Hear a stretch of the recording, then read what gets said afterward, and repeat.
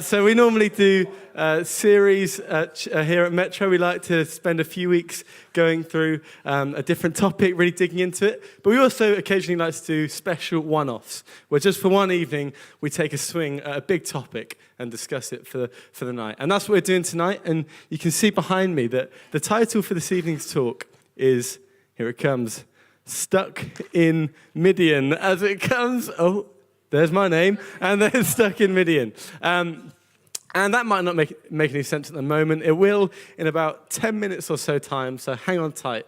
But first of all, I want to go back to talk about love running, because we are 1 week out, 7 days away.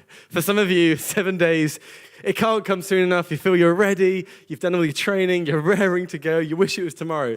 I'm guessing for more of us, 7 days doesn't feel like very long at all, right? Maybe you're the type of person who the training's not really gone to plan. There was a lot of mornings when you said you'd get up and run, and then you looked outside and there was just a slight drizzle in the air, just like a tiny mist, and it was like, no, the Lord's saying I shouldn't run today. And so you're 7 days out and you're thinking, right, got to buy some running shoes, 10K in a few weeks. I remember this time 2 years ago, last time we did Love Running. By the way, we've kind of explained Love Running. Hundreds of people across Bristol running to raise money for Azra refugee camp and also causes here in Bristol. It's going to be awesome. 2 years ago, I'm preparing to do Love Running myself, the 10K, and I am feeling, I'll be honest with you, super confident. Too confident, cocky, arrogant. I've gone into it thinking, I play football every week, I've run a marathon in the past, I'll be fine, it's all good, no problem. And I remember thinking, all I need to do is just stick next to two guys that I play football with, because they're great runners, and I know that if I just hang on to them, I'll get a great time, then it'll be easy, no problem at all. So I went into it feeling pretty confident. And I remember lining up on the day next to these two guys, and as we started, I just realized I may have miscalculated a little bit, because I was looking at them, and you know those people that are just runners, the skinny type, the ones that when they run, they kind of glide across the tarmac. They look like a gazelle in the savannah as they run down the harbour side. And I was looking at these two guys. These are people that, we say we love running, and a lot of us, we don't love running. These guys actually love running. They're like a 10K in the morning before work, and then get back, 5K before bed, a little cheeky one if they got time. And as soon as we started running, I suddenly looked at myself. I looked at them gliding across the pavement. I looked at myself, and I realized I do not look like that at all. If they're gliding on the pavement, I'm treating the pavement as if it's wronged me in some way, and I'm just like stomping along, running, and my heels are striking the pavement, and I'm practicing in St. Paul's, and people in Clifton are like, oh no, Sam's running again. We're going to feel a tremble. I just realized I look so ungraceful. It's really hard work. I'm like a kilometre in, and they're just chatting to each other, talking about life, talking about their dogs, their cats, all that sort of stuff. And they would occasionally turn to me and be like, Sam, how you doing? And I'll just be there like, yeah, I'm fine. I'm fine. Just keep on running. Just gonna keep on going. And then I got to 5K. I thought it was 5K. Looked up at the sign. It was 3 kilometers. This is going to be a lot harder than I thought. Got to 7 kilometers in. And honestly, that was the moment when you went past the 7 kilometer mark that I realized I'd made a terrible mistake. I had been running way faster than I could. I had set myself this big challenge. I had really good intentions that I was going to smash a really quick time, that I was going to, it was going to breeze for me. And then I suddenly realized this challenge is huge. I am not prepared for this. And those last 3K, they could have been like 300 meters. It wouldn't have mattered. I was crawling them, whatever happened. It felt so huge. Maybe for you, that's how you're feeling a week out. This challenge seems enormous. 10K seems like a big challenge, one that you can't possibly take on. Or maybe for you, it's the fundraising bit. It's this whole thing of actually the reason we're doing Love Running, because we want to make a difference, because we want to see change in our world. And maybe for you, you see the video of the Azra refugee camp, you think, yeah, I want to make a difference. I want to change things, but actually the challenge seems too big. It seems inscalable. It seems like such a huge crisis that what can I do? What difference can I actually make? Or maybe you're someone who you really care about the people that are sleeping rough on our streets in Bristol. You want to do something about it. You walk past someone, you buy them a coffee, you sit down and have a chat. And you feel like, yeah, okay, I'm making a difference. Then you keep on walking and you see another homeless person, another guy that's sleeping on the streets, another person, and you just start to realize this problem is huge. What can I actually do to change this? How can I make a difference? When the challenges are so big and what we feel like we can offer is so small. And so the question that I want to look at tonight, that I want to answer together is this. What do we do when good intentions aren't enough? What do we do when our good intentions to try and tackle a problem, to try and make something happen, to try and be a force for good in the world just doesn't quite cut it? What do we do when the challenges are so big and what we offer feels so small? What do we do when good intentions aren't enough? Because actually, you look at people that have transformed the world, people that have done amazing things, and it's very easy to think that they never worried about this stuff. They never doubted themselves. They always just knew that they were bound to make a change. But I promise you that anybody that's contributed something significant, that's seen real change, that's seen inequality beaten in various ways, would have asked themselves, is this more than just good intentions? Am I actually making a difference here? Am I actually changing anything? And we see that as well in the Bible. So you see a ton of characters in the Bible who, if you just look at it at a glance, you see them doing amazing things and it looks spectacular. They're making a huge difference. They're fighting God's cause. But actually, when you take a closer look, you see people that are asking the same question. How can I make a difference? Is what I've got enough? Is this just good intentions? Is this just me running around trying to be a nice person but not actually changing anything? There's a guy in particular who, I think we see this with really clearly, a guy called Moses. So Kate spoke on Moses a few weeks ago, an amazing talk in our series, The Ancients. So if you want to hear more about Moses, go and watch the Moses Refused talk from that series. So good.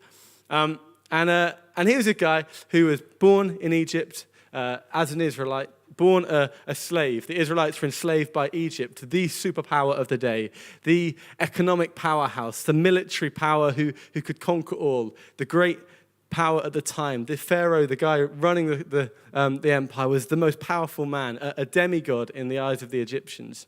And so Moses is born into a family of slaves.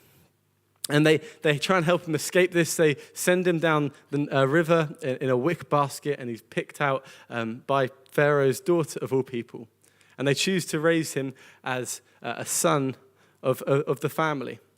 They raise him as a prince of Egypt, hence where the movie name comes from. He gets all the best teaching. He gets told how to be a ruler, how he's in line to rule this kingdom of Egypt. He is the prince of Egypt. And then we pick up his story as he's going, he's this kind of powerful guy in Egypt, and he thinks, I'll go out and have a look at how the Hebrews are doing, how the Hebrews or Israelites, kind of same name for two different groups, for the same group of people. How are they doing? How are they getting on? And so we pick up the story in Exodus, and it says this. One day, after Moses had grown up, he went out to where his own people were and watched them at their hard labor. He saw an Egyptian beating a Hebrew, one of his own people. Looking this way and that and seeing no one, he killed the Egyptian and hid him in the sand. The next day, he went out and saw two Hebrews fighting. He asked the one in the wrong, "Why are you hitting your fellow Hebrew?" The man said, "Who made you ruler and judge over us? Are you thinking of killing me as you killed the Egyptian?" Then Moses was afraid and thought, "What I did must have become known." When Pharaoh heard of this, he tried to kill Moses, but Moses fled from Pharaoh and went to live in Midian, where he sat down by a well. So, we have Moses, we have this ruler of Egypt, and he sees a problem. He sees an Israelite being beaten by the Egyptian slave driver, and he thinks, I'm going to do something about this. He's full of good intentions. He wants to make a change, and safe to say it didn't end up too well. The strategy that I would advise is not going around killing people. That's what he does. He kills the Egyptian, buries him in the sand, and suddenly Moses is in trouble. He's a wanted man for murder. He tried to make a difference. Now he's fleeing for his life. And eventually he ends up 285 miles away in this place called Midian. He sat down by a well. Apparently, if you've seen The Prince of Egypt, this is a bit where a camel comes and picks Moses up by the hair. Love that bit. Great movie. I'm going to reference it a fair few times, so hold on to your seats. And so I just want to imagine what is going through Moses' head at this point.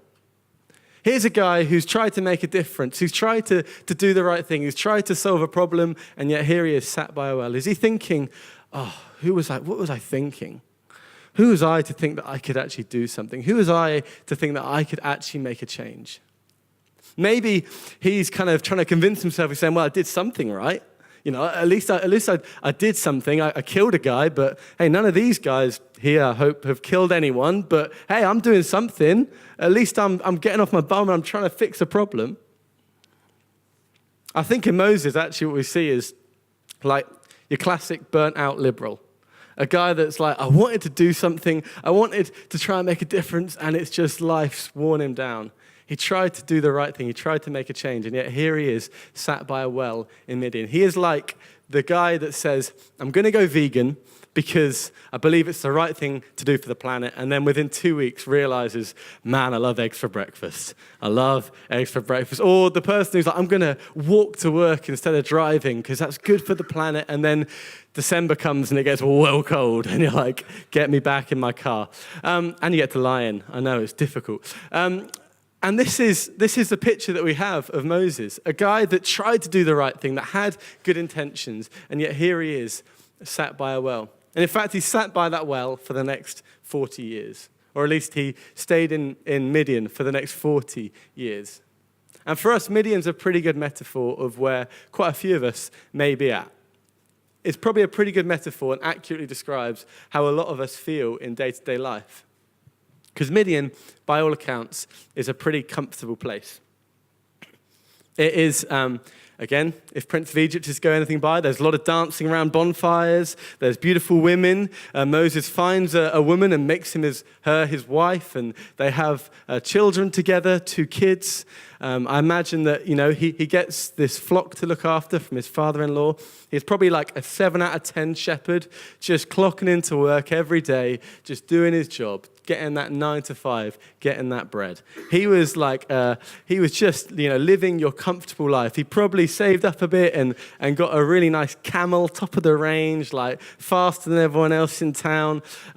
It's not a bad life. It's a pretty decent life. It's a comfortable life. It's one that for many of us, we're like, yeah, I could do Midian. It seems all right. It seems fine.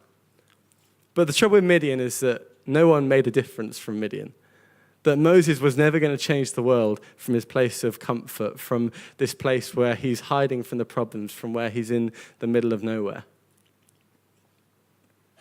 And actually, for many of us, that's where we find ourselves, that life is kind of comfortable. We want to make a difference, but actually Midian also seems kind of nice. Maybe you wanted to change the world when you were 18 and now you're 30 and you realize that the world has changed you and you're kind of just in this place of, I used to care. I had good intentions. What went wrong? And actually, what's mad is that fast forward a bit, and Moses is freeing hundreds of thousands of slaves. This is a spoiler, by the way, if you didn't know the story. He frees a whole nation of Israel, hundreds and hundreds of thousands of slaves. He leads them, he establishes a nation. He kind of plants and helps establish the Jewish faith. This extraordinary man who did extraordinary things. And so we have to ask the question, how did he go from Midian mediocrity, from a guy that's just doing the normal, comfortable life, he's not really doing anything outstanding, to someone who actually changed the entire world, who freed a whole nation of people? How do we go from someone who's just doing the 9 to 5 and really not changing much at all to someone who's literally transformed his people? I think the answer we find in the Bible is that he had an encounter with God, that he met God face to face. That's what changed it for Moses. And we read that in Exodus in the next chapter. So we read on, it says, now Moses was tending the flock of Jethro, his father-in-law, the priest of Midian. And he led the flock to the far side of the wilderness and came to Horeb on the mountain of God. Then the angel of the Lord appeared to him in flames of fire from within the bush. Moses saw that though the bush was on fire, it did not burn up. So Moses thought, I will go over and see this strange sight, why the bush does not burn up. When the Lord saw that he had gone over to look, God called to him from within the bush, Moses, Moses. Moses said, here I am. Do not come any closer, God said. Take off your sandals, for the place where you are standing is holy ground. Now, I don't know if you're new to church, if this is something that you normally do. Maybe just someone told you that there was a DJ later. By the way, there's a DJ later. And ice cream. And you were like, okay, I can come along to that. I can get involved. And you've never even heard this story of Moses. Even if that's the situation you're in, I'm sure you can appreciate that when a burning bush starts talking to you and it's like, do not come any closer, take off your sandals. You know that something real is about to happen. You know that something important is about to be said. Whenever someone says, take off your shoes, it's like, okay, we're getting real here. And so this is like the context. This is what Moses thinks. What is this thing that God's going to say that's so important? We read on to the next slide and it says, then he said, I am the God of your father, the God of Abraham, the God of Isaac, and the God of Jacob. So God's like, he's laying it out. He's like, by the way, I'm a big deal. When I talk to you from inside a burning bush, when I tell you to take your shoes off, it's not just anyone. I'm your descendants' God. I am the God. I am the big dog. I am talking to you. And so what I'm going to say right now is going to be really important. It says that this, Moses hid his face because he's afraid to look at God. And so the question is, what is it that God says to Moses that transforms Moses, that takes him from this guy living a mediocre Midian life to someone that's genuinely making a difference in the world? Is it he lays out a strategy? Does he say to Moses, here's where you went wrong? Because actually running around killing people, not really a strategy to bring about change. So what you need to do is you need to set out some goals. Then you need to establish a timeline for how you're going to do that. Maybe some fundraising targets, a few events to get some money in, set up a volunteer base. You've got a strategy. Then you can start to make a difference. Or does he say, Moses, this guy that eventually is given the 10 Commandments, who establishes the Jewish faith, who kind of brings in the Ark of the Tabernacle where God lives. Is God going to give him a little trailer of that, something to get him excited, something to get him worked up, raring to go? What is it that's so important that changes Moses' life? The Lord said, I have indeed seen the misery of my people in Egypt. I've heard them crying out because of their slave drivers. I am concerned about their suffering. This is it. This is the thing that changes Moses' life. This is the thing that takes him from a guy who's just got good intentions to someone who is transforming his world. He sees that God has heard them crying out. The thing that Moses realizes is he encounters God's heart. He encounters God's heart, and it changes everything. And God's heart is with the oppressed. It's with the people in Israel who have the boots of the Egyptian empire on their neck. It's with the people in Israel who brick by brick by brick have to toil away over the hands of their slave drivers. Moses encounters God's heart and he realizes that at God's heart are the oppressed, are the poor, are those that don't have a voice for themselves, are those that are marginalized, are those that the rest of the world looks down on as less than human. That is God's heart. And Moses comes face to face and encounters God here. And this is the thing that takes Moses from being someone who gave it a go to someone who can sustain it over the long haul. I know I've experienced this myself where I've got passionate about things and then over time it's just sort of like dripped away. I remember I was really fortunate when I was about 19, 20 to go and spend some time with the persecuted church in Central Asia. These are guys that are persecuted by Islamic extremism, by dictatorship that's sectarian. There's kind of a lot going on here. And I would sit with them, eat meals, and they would tell me about how, if they were caught, they were in big trouble, that their colleagues, their pastors, were in prison or worse, that their families were threatened.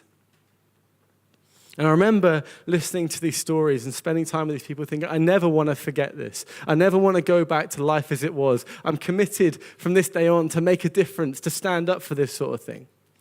But sure enough, as I came back to England, I kind of slowly filtered back to being like Moses sat at a well at Midian, where I used to care about something, where I used to be burning with passion for something, where I used to want to make a difference, and then it just sort of faded. I remember a few weeks ago, we have a guy that's come to live with us who is a persecuted Christian himself. In fact, he had to leave his country because of the persecution. And I was having a conversation with him, hearing his story about how his family received threats at nighttime because of their faith.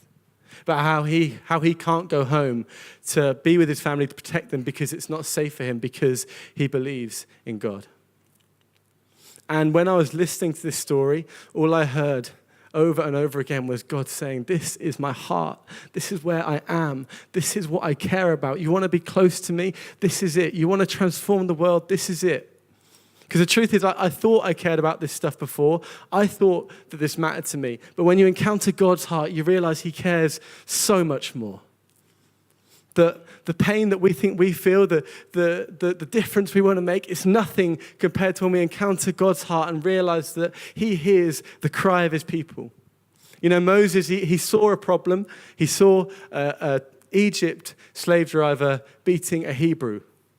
God doesn't just see a problem. He hears every cry. He hears the cry of the entire nation. If we want to make change that lasts, if we want to go beyond just good intentions, we have to encounter God's heart. And that word that we keep on going back to of cry, you know, if we go back to the passage, I have indeed seen the misery of my people in Egypt. I've heard them crying out. This word crying out, this phrase, is actually a really, really powerful one. It's an important phrase in the Bible. In the Hebrew, as it flicks around, we can see it sark. Like, this sucks. Can you say sark? Thank you at the back. Thank you guys on the front. Very keen. Middle, fairly average. Can we go again? Middle, please. Sark. There we go. Lovely. This word sark, really, really powerful word. On one level, it just means when you're wounded, when you're hit, it's the sound that you make. It's the cry of pain. But on a deeper level, for the Hebrew language, it actually is a question. This crying out is a question of, where is my justice? Does anybody see me? Can anybody feel my pain? Does anybody care that I'm hurting? This word sark, this cry out, is a question of, where is my justice? And it's used throughout the Bible. The time before this instance we see it is when a guy called Cain kills his brother Abel. And the Bible describes Abel's blood as pouring onto the ground. And as it did, it cries out, crying, where is my justice? And time again throughout the Bible, we see sark popping up. And every time, it's not just humans that respond. It's not just kind of people with good intentions trying to make a difference. When we see people crying out, the response is that God says, I am with you. You are so close to my heart. I see you. I hear your pain. And throughout the Bible, we see this over and over again. And we see it today. It's as true today as it was then, that it might not look like slaves being whipped to make bricks, but it might look like Syrian refugees asking, where is my justice when I was forced to leave my home? It might look like people trapped in the sex trade here in Bristol, crying out, where is my justice, as we walk past the massage parlor? Over and over again, we see in the Bible, and we see all around our city today, people crying out. And we need to realize, if we want to make a difference, we need to encounter God's heart that hears that cry and acts. And so you say, well, I get it. I've heard the cry. I feel like I know that stuff. I feel like I've encountered God before, but what do I do with it? Or maybe you're someone who church isn't really something that you do. And actually, for you, you're off the hook. And actually, let's extend it. If you're someone who has been a Christian for a while, but you don't think you've ever encountered God on that place where, like, yeah, I want to feel, I want my heart to break for what your heart breaks for. I want to be close to your heart. I want to encounter you in that way. If you haven't had that, then you're also sort of off the hook as well. We can come back to that later. But for those of us that feel like we've encountered God, for those of us that have heard the cry in the way that God hears the cry, the next step is really, really clear. It says in the next passage, "And now the cry of the Israelites has reached me. I have seen the way the Egyptians are oppressing them. So now go. I am sending you to Pharaoh to bring my people, the Israelites, out of Egypt." So now go. If you've heard the cry, if you've encountered God, if you want to be close to him, the instruction is clear. So now you've heard the cry, go. If you love the things that I love, go. We can't stay in Midian. We can't stay in the place where it's comfortable, where it's easy. God says, if you've heard the cry of the people, then you have to go. Because the reality is that he could have solved all of this by himself. He's God. He could have freed hundreds of Israelites himself. He did most of the hard work anyway. He sent the plagues. He split the Red Sea in half. That's the big stuff. He could have done it all himself. But actually, God chooses to use Moses. Because he says to him, I want you to go. If you've heard the cry, if you've encountered me and seen how my heart breaks for the Israelites, then I need you to leave Midian. And actually for us, if we say that we want to follow Jesus, then that's the natural response. That we sign up to love the things that God loves. We say if we're going to actually be serious about doing this thing of trying to follow Jesus, then we sign up to love the people that society considers unlovable, to stand up for the people that don't have a voice, to go. And so the second thing that we need to learn if we really want to make a difference that goes beyond good intentions is first we encounter God and his heart, and then we obey the call. So now go. Obey the call to go. If you're someone who you've heard the cry, and for you maybe that's something like poverty, that you see injustice, you see the fact that some people are mega rich and some people have next to nothing, and that's the cry that you've heard. That's the thing that breaks your heart, that you know God cares about that and you care about it too. If you know that a woman born in Southmead is likely to live 17 years fewer than a woman born living here in the Harbourside, if you've heard the cry of people in our city, the message is clear. Go. And that's a big challenge. I don't want to say that lightly. I don't want to say that that's an easy thing to do, because actually we'll all have reasons why we don't want to. We'll all have reasons why that sounds kind of tough, because actually it can be tough. For Moses, he had a bunch of them. One of them was that he didn't feel like he was qualified. He didn't feel like he was the right man for the job.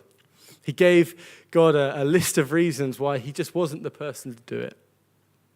But before God even got to the job description, before God even got to what qualifications you need to do this, he told him, go. If you love the things that I love, go sit with the widow.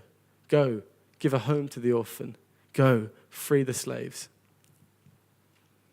And we can see a few more of these excuses. basically, God and Moses have this little kind of, it's not, I guess it is an argument. It's more just like a little bicker where Moses is like, no, I don't want to go. And God's like, you must go. And he's like, no, I don't want to go. No, you must go. And eventually, of course, God wins. He gets angry and angry. And he's like, seriously, you have to go. And then Moses said to the servant, said to the Lord, pardon your servant, Lord. I've never been eloquent, neither in the past nor since you have spoken to your servant. I am slow of speech and tongue. Pardon your servant, Lord. Please send someone else. I think one of the reasons that Moses, and understandably, is saying, no, so send someone else, is because he knows how much it's going to cost him. Because he knows that it's not going to be easy. He's going to have to go to Jethro, his father-in-law, and be like, all these sheep I've been looking after, here's my notice. I'm afraid I've got a mission to go on. He's going to have to get his family, his 2 kids, his wife on a donkey. He's going to have to take them from a comfortable life. We talked about their really lovely camel and the nice house I'm sure they've got, and he's going to put them on a donkey, and they're going to head back to the place where he's wanted for murder. Of course it's going to cost Moses a lot. Of course he's looking for a reason not to go. He's going to go and face down a superpower with a staff, telling the great power of the world, you should listen to me because I have a staff, but also because I have a God. Of course he knew how much it was going to cost him, because He's going back to a place where he used to have reputation. He used to be the prince of Egypt, and here he is. He's going to side with the lowly slaves, the Israelites. And so the final lesson that we can learn from Moses about how he went from a guy that with just good intentions to actually changing the world is Moses counted the cost. He knew that it was going to cost him a lot, and he still went. And for us, maybe that is what love running is for you, that you haven't run more than 500 meters before, and you're going to run 10K on Sunday, and actually you're counting the cost, saying, I know this is going to hurt, but I've listened. I feel like God's saying, go, and so I will. Or maybe a bunch of people for us who we can't actually do love running for various reasons, and you might think, how can I get involved? How can I help? Can we have a hand up if you are doing love running again? Oh, lovely, a lot of hands. If you see it, keep them up in the air, keep them up. I would give a round of applause, but your hands are already in the air. Look at these people, and if you say, how can I actually help out? Go to one of these people and say, I want to give you some money. I want to give you loads of money. In fact, I want to give you so much money that it's really going to hurt, because I believe that's what God's called me to live in a way that's sacrificial and to count the cost. Or if you've got too many friends here, you don't want to pick between them, you can go to loverunning.info/donate. Give until it hurts. Give until it's sacrificial. Count the cost of what it means to really make a difference. Because actually, this is really important to who we are as a church. When we started, we said that we wanted to be a church that helped people find Jesus and then love one another, follow Jesus, and serve our city. Actually, those first three things, find, love, follow, we can do them sometimes without there being much of a cost. We can help people find Jesus. If you're here and you're just exploring things, trust me, it's one of our favorite things to introduce people to Jesus. That's not a big sacrifice for us. It's a load of fun. Of course, it's easy, or not easy, but of course it's great to be part of a community where you love one another, where you're going through life together. And actually, for those of us that are Christians, yeah, we want to follow Jesus. Yeah, we want life to the full that he promised us. And so we can sort of do these first three without there being that much of a cost. But then it comes to serve, and that's when it starts to get, okay, this is actually going to be a little bit tricky. This is actually where I might have to start making some decisions. Decisions as small as, I'm going to miss Champions League football tonight to go serve at the Wild Goose. Or decisions as big as, actually, I need to drastically think the priorities in my life. I need to think about where I'm spending my money, about what I'm spending my time. Maybe your career needs to rethink, because actually you've heard God saying, do you hear the cry of my people? And you want to follow him and go.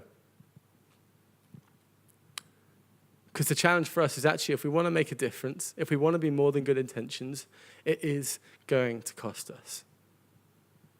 We don't want to be a church of people that are just good intentions. We don't want to be known as a group of people that are just those nice Christians that do a nice church service and it's nice, just because we don't want to count the cost. I don't want to be a group of people that are here for good intentions. I want to be a community that is changing our city, that is transforming Bristol. And that might cost us a lot. In fact, it definitely will. But God says, if you want to make a difference, it might cost you everything. And so maybe for you, it could be that you're a student and you're thinking, I feel like God's called me to Bristol. I've met God and I've seen his heart for this city. And I want to follow him. I want to go and I want to commit myself here. But the cost is high, because actually living here is really expensive and you get a load more money if you work in London, or I could move in with my parents where it's a load cheaper and save money that way. You might have to count the cost. If you've heard God's heart for Bristol and you say, I want to commit to being here. Or maybe you're a couple and you're looking to buy a house and it's very tempting to go somewhere else where, your money gets you a lot more. But actually you've heard the call to Bristol. You've heard God say, go, this city needs you. And so maybe it means you get a 2-bed rather than a 4-bed. Maybe it means that you're in not such a nice area with not such nice schools, a lovely church, but maybe that is the sacrifice.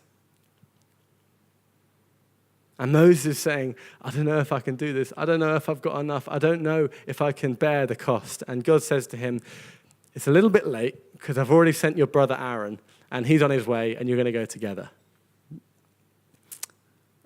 And maybe you've got a brother Aaron sat next to you. Maybe there's someone to your left and to your right who actually you can do this together, that we can do this together. That this isn't something that we try and change the world on our own, just running around. Actually, we are a community where we come together to make a difference. What would it look like if hundreds of us said we are committed to experiencing God and knowing his heart and loving the things that he loves? And going and obeying the call when he says, now go. Knowing that might cost us everything. The extraordinary thing is that all of this takes place on what the Bible calls sacred ground. Moses, again, says to Moses, take your shoes off. You're on sacred ground. And it's true for us today that we have the opportunity. This is sacred ground. If you want to meet God today, if you want to experience his heart, this is sacred ground. When we go to the Wild Goose and you listen to someone's story and how they ended up where they ended up, and you hear God's voice saying, this is where my heart is, this is the people that I long to be with, that is sacred ground. We make the Wild Goose into sacred ground where God's heart is known, where there is real transformation. When we run Love Running, all of us in red Love Running t-shirts, along that 10K track, we're making that sacred ground, saying this is a place where God's heart is known. This is a place where people can experience the fact that God hears their cry. We can be a church that is more than just good intentions. We long to be a church that transforms our city. And so this is the big idea. If we want to go beyond good intentions and make a real difference with our lives, we have to encounter God's heart for the oppressed, obey his call to go, and count the cost. And so I'm going to invite the band up. We're going to go back into worship. But first, I just want to pray for us as they head up. Unclear instructions there, you know. Because it all comes down to, do you encounter God's heart? Do you meet him face to face? Have you? Have you had an experience where God shows you, this is what I care about, this is what I love? Have you had that in a while? Are you feeling closer and closer to Midian, where you become more and more indifferent? It all changes when we see God face to face. So why don't we stand together if you're able? And I'm going to pray for us as we go back into worship. And like I said, we believe that this is holy ground because God is here. And if you're new to church, what we're going to do is we're just going to invite God in his Holy Spirit to come and be with us. We believe that he already is, but we're going to ask him to come in and show himself to us. So Holy Spirit, would you come?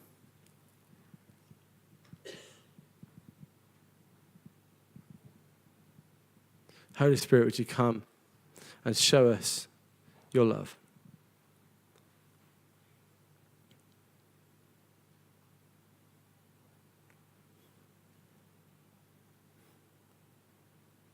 We're just going to spend a moment waiting for him.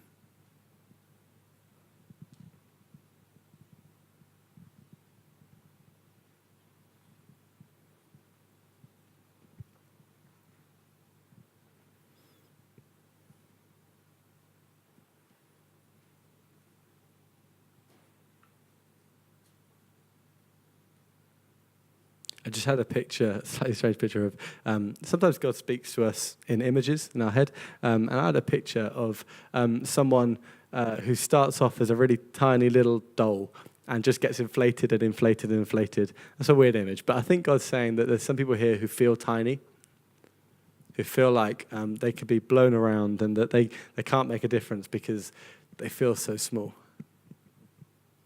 And just a sense of God's Spirit just inflating you.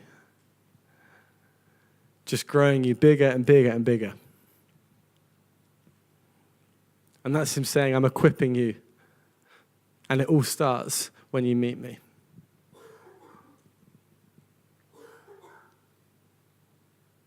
Maybe for some of you, there's just a little like heartbeat, a little quicker than normal. And if that's you, I think God's just saying, come, see my heart. Come, love the things that I love. Let your heart break for the things that break mine. If those things, either of those things are true for you, then while we worship, then we've got guys over there at the prayer sofa to your right who would love to pray for you. We'd love to pray that you experience God tonight. In the meantime, let's worship.